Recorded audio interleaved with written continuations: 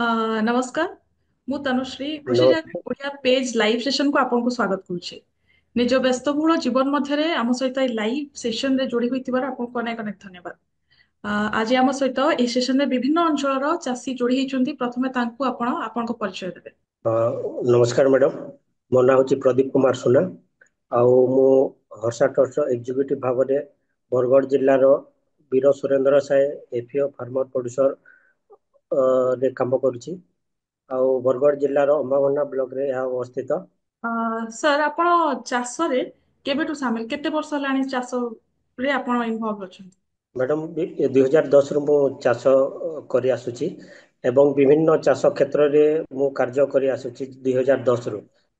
ବିଶେଷ କରି ଆମ ଏଇ ବଲାଙ୍ଗୀର ଡିଷ୍ଟ୍ରିକ୍ଟରେ ମୁଁ ପ୍ରଥମେ ଚାଷ କରିଥିଲି ଆଉ ସେଥିରେ ବେଶୀ ଉପକୃତ ହୋଇଥିଲି।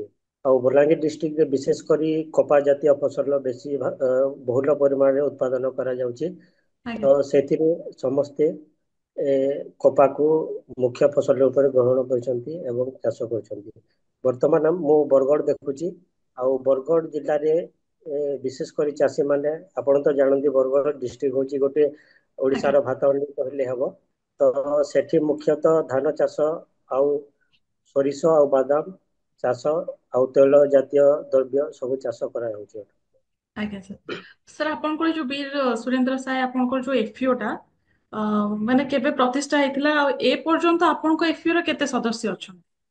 ହଁ ମ୍ୟାଡ଼ାମ, ଏଇଟା ଆମେ ଷ୍ଟାର୍ଟ କରିଥିଲୁ ଜୁଲାଇ 2021ରୁ। ଆଉ ଜୁଲାଇ 2021ରୁ ଆମେ ପ୍ରଥମେ ଫାର୍ମର ମାନଙ୍କୁ 50 ଜଣ ଫାର୍ମରକୁ ନେଇ ସଂଗଠନ କରାହେଇଥିଲା। ଆଉ ସେ 50 ଜଣଙ୍କ ସଂଗଠନ ସେଥିରୁ ଚୟନ କରାଯାଇଥିଲା ସେକ୍ରେଟାରୀ ପ୍ରେସିଡେଣ୍ଟ ଆଉ ଡାଇରେକ୍ଟର। ଆଉ ସେଇ ଡାଇରେକ୍ଟର ଚୟନ କଲା ପରେ ଆମେ ରେଜିଷ୍ଟ୍ରେସନ କରିଥିଲୁ 5/1/2022ରେ। ଆଉ ଆଜ୍ଞା। ହଉ, ସେଇଟା ବରଗଡ଼ ଏଆରଏସ୍ ଅଫିସରେ ରେଜିଷ୍ଟ୍ରେସନ ହେଇଥିଲା। ତାପରେ ସେଇ ଏଫିଓଟା ଧୀରେ ଧୀରେ ଏବେ କାର୍ଯ୍ୟରତ ଅବସ୍ଥାରେ ଅଛି ଏବଂ ଏବେ ତା ମେମ୍ବର ସଂଖ୍ୟା ଅଛନ୍ତି 970 ଜଣ। ସମସ୍ତେ ଆଜ୍ଞା ସାର୍। ସକ୍ରିୟ ଅଛନ୍ତି ଏବଂ ଏଫିଓ ଭଲ ଭାବରେ କାର୍ଯ୍ୟ କରୁଛି। ଆଜ୍ଞା ସାର୍। ସାର୍ ଆପଣଙ୍କର ଏଫିଓ ଟା କେଉଁ କେଉଁ ଚାଷର ଅମଳ ଉପରେ କାମ କରୁଛି? ଆଉ ବିଶେଷ କରି ମ୍ୟାଡ଼ାମ ଏଫିଓଟା ପ୍ରତ୍ୟେକ ଅମଳ ଚାଷ ଉପରେ କାମ କରୁଛି। ଯଥା ଧାନ, ସୋରିଷ, ବାଦାମ, ଡାଲି ଜାତୀୟ ପନିପରିବା ଯାହା କିଛି ଚାଷ ହଉଛି ସବୁଥିରେ ଏଫିଓ ସାହାଯ୍ୟ କରୁଛି। ପ୍ରଥମେ ଏଫିଓ ସେମାନଙ୍କୁ କେମିତି ଇନପୁଟଟା, ଯେମିତି ମଞ୍ଜି ହେଲା, ସାର ଜାତୀୟ ହେଲା, ପେଷ୍ଟିସାଇଡ ହେଲା, ଯାହା କିଛି କେମିତି ସୁଲଭ ମୂଲ୍ୟରେ ଆଉ କମ ଖର୍ଚ୍ଚରେ ଦିଆଯାଇ ପାରିବ ତା ଉପରେ ପ୍ରଚେଷ୍ଟା ଅଛି।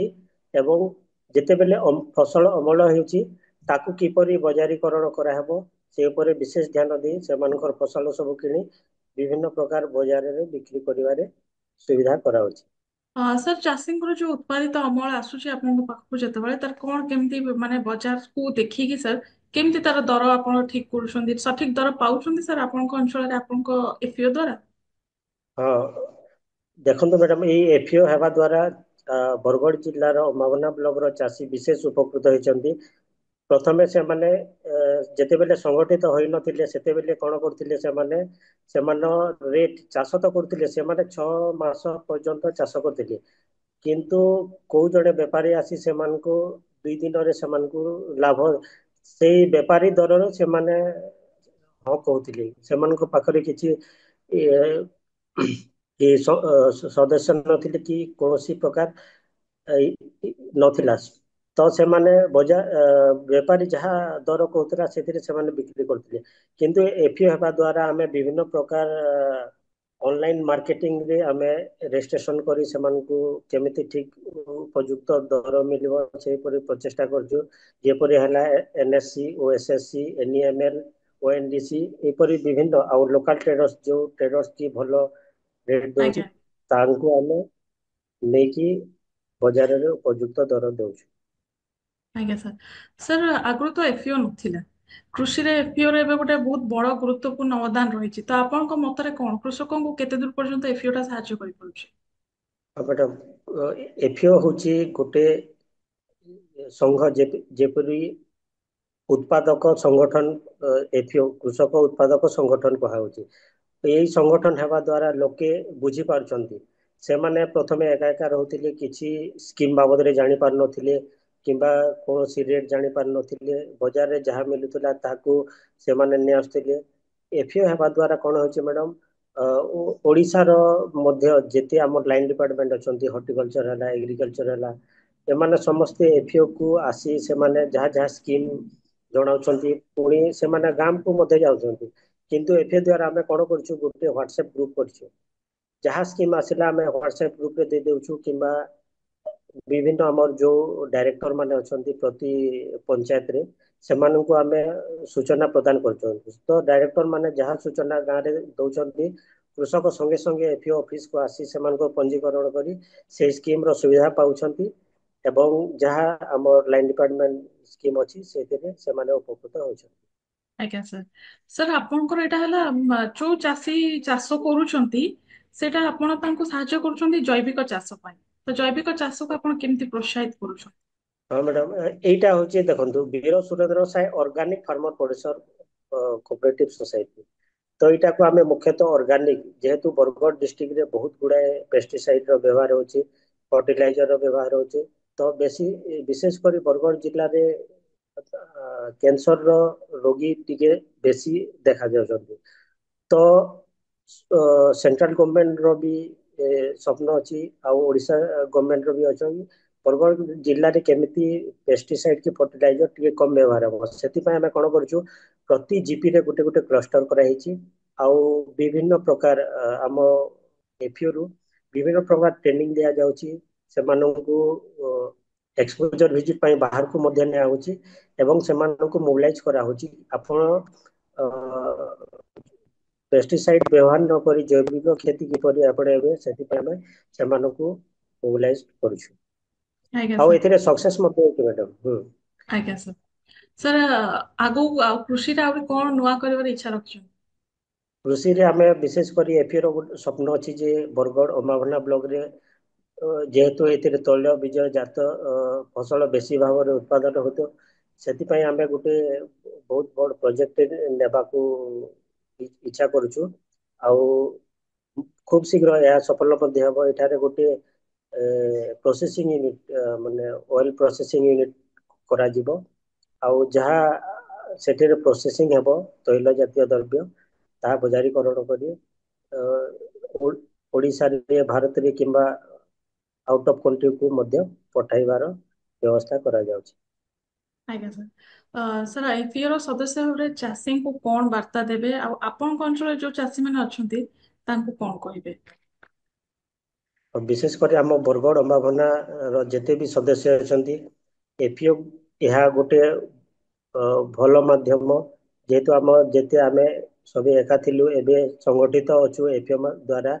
ଆଉ ମୁଁ ଯେଉଁମାନେ ଆମ ସଦସ୍ୟ ଅଛନ୍ତି ସେମାନଙ୍କୁ କୃତଜ୍ଞତା ଆଉ ଧନ୍ୟବାଦ ଦେବି। ସେମାନେ ଯାହା ଲାଭ ପାଉଛନ୍ତି, ପୁଣି ଯେଉଁମାନେ ଏଥିରେ ସାମିଲ ଏ ପର୍ଯ୍ୟନ୍ତ ହେଇପାରି ନାହାନ୍ତି, ସେମାନଙ୍କ ପାଇଁ ମୋର ବାର୍ତ୍ତା ଏହା ଯେ ସେମାନେ ଏଫିଓରେ ଆସନ୍ତୁ ଆଉ ଏଫିଓ ରେଜିଷ୍ଟ୍ରେସନ କରି ଜଏନ୍ କରନ୍ତୁ। ଏଫିଓ ଆପଣଙ୍କୁ ବହୁତ ପ୍ରକାର ସାହାଯ୍ୟ ଦେବ, ଇନପୁଟ ମାଧ୍ୟମରେ, ବିଭିନ୍ନ ପ୍ରକାର ସ୍କିମ୍ ମାଧ୍ୟମରେ, ଟ୍ରେନିଂ, ଏକ୍ସପୋଜର ଭିଜିଟ୍, ସବୁ ପ୍ରକାର ସୁବିଧା ଦେଉଛି।